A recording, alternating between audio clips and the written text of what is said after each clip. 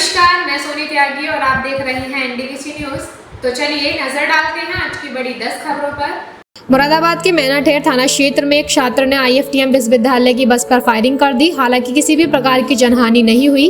फिलहाल पुलिस लगातार हमलावरों की तलाश कर रही है। आईएफटीएम यूनिवर्सिटी है, पाकवाड़ा में स्थित है। उसके कुल सचिव संजय अग्रवाल ने तहरीर दी। उन्होंने बताया कि एक बिलाल है जो उनकी यूनिवर्सिटी में पढ़ते हैं, जो कि बीबीए थर्ड ईयर के स्टूडेंट है। लगभग उम्र उनकी 20 वर्ष है। वो और अपने कुछ दोस्तों के साथ उन्होंने रास्ते में जब यूनिवर्सिटी की बस मैनाठेर थाने की तरफ जा रही थी मुरादाबाद रोड से, तो वहाँ पे ताहरपुर एक जगह है, उसके नज़दीक पेट्रोल, तो उन्होंने बस को रुकवाने का प्रयास किया। तो ड्राइवर जिसका नाम चेतराम है, जब उसने बस नहीं रोकी तो उसने बस की तरफ फायर किया, जो ड्राइवर की तरफ किया फायर, लेकिन निशाना चूका और किसी को कोई नुकसान नहीं हुआ। लेकिन बस पे उसने फायर किया, बाद में उसने हवाई फायर किया जी। और उसकी जो तहरीर दी उसके आधार पर मुकदमा दर्ज कर लिया गया है। उसके बाद उनके लगातार दबिश डाली जा रही है और विवेचना का विधिक निस्तारण किया जा रहा है। मुरादाबाद के कुनरकी थाना क्षेत्र के जैतपुर पट्टी गांव में मंगलवार तड़के एक वृद्ध की गला रेतकर हत्या कर दी गई। मृतक के परिजनों ने उनकी विधवा बहू और उनके मई के बालों पर हत्या के आरोप लगाए हैं। जिलाधिकारी शैलेंद्र कुमार सिंह ने मुरादाबाद के प्राथमिक विद्यालय और आंगनबाड़ी केंद्र लक्ष्मीपुर कट्टई का निरीक्षण किया। इस दौरान उन्होंने आंगनबाड़ी केंद्र में महिलाओं की गोद भराई का कार्यक्रम किया। साथ ही आंगनबाड़ी कार्यकर्त्रियों को जरूरी दिशा निर्देश दिए।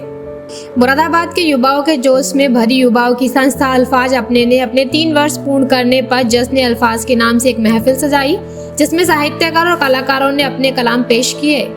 महाराष्ट्र के सांगली में 4 साधुओं की बच्चा चोरी के शक में बेरहमी से पिटाई की गई।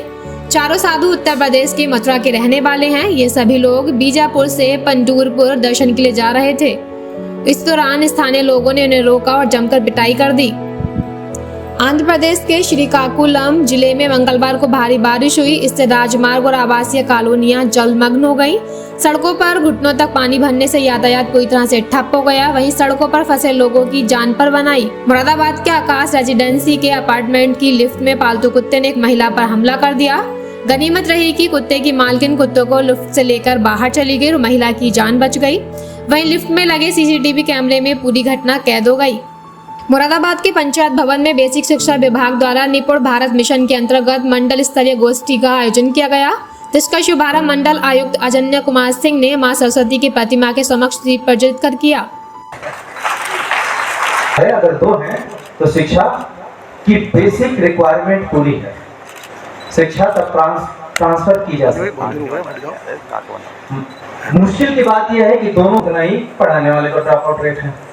अब हमारा ड्रॉप आउट रेट विद्यार्थियों पे तो हम काउंट करते हैं, दूसरे वाले पे नहीं।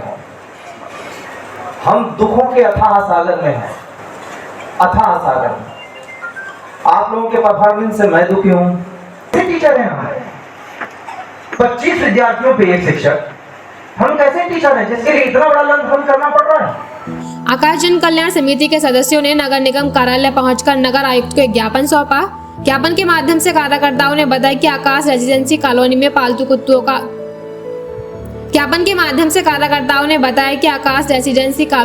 पालतू कुत्तों का आतंक बढ़ गया है। नगर आयुक्त से इस समस्या का निवारण करने की मांग की है।